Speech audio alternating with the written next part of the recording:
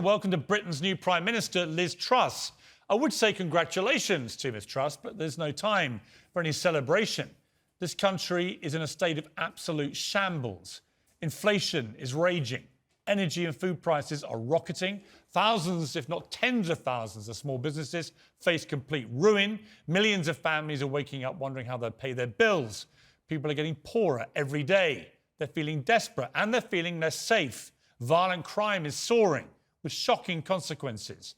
9-year-old Olivia Pratt-Corbell shot dead in her own home. Pensioner Thomas O'Halloran, who raised money for charity by busking in the street, killed on his mobility scooter. Young kids stabbing each other with impunity, sometimes to death with machetes.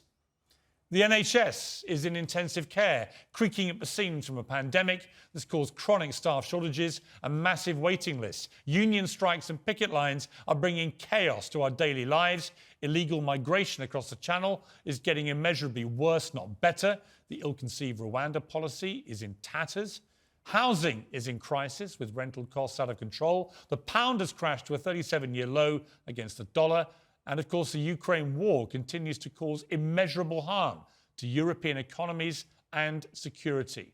But if ever there was one symbol of where Britain's been heading, it's surely the torrents of raw sewage flowing into our seas and onto our coastlines. Forgive my language, Prime Minister, but Britain is quite literally turning to shit. So my question is this: what are you going to do about it? A clean break with Boris Johnson's disastrous 3 years of disorder and deceit would be a good place to start. Boris, you got Brexit done. You crushed Jeremy Corbyn. You rolled out the vaccine and you stood up to Vladimir Putin. You were admired from Kiev to Carlisle.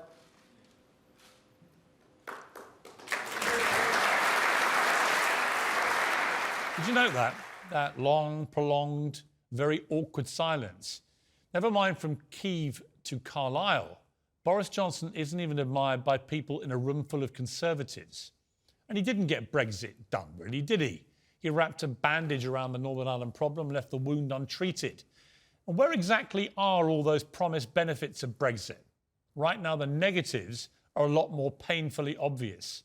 Boris Johnson promised a hell of a lot, and he delivered very little.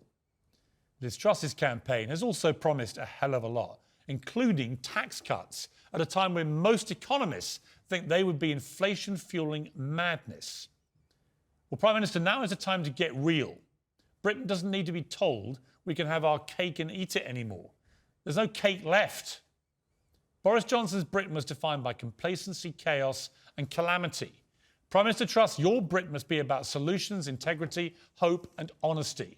Tell us the truth about the mess we're in. Tell us the truth about the pain that lies ahead.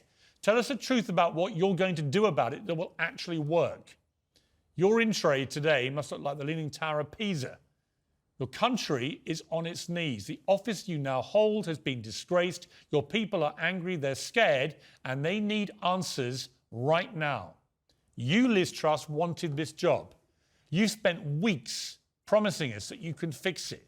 You have the solutions. Well, Britain needs you to keep that promise and keep it fast.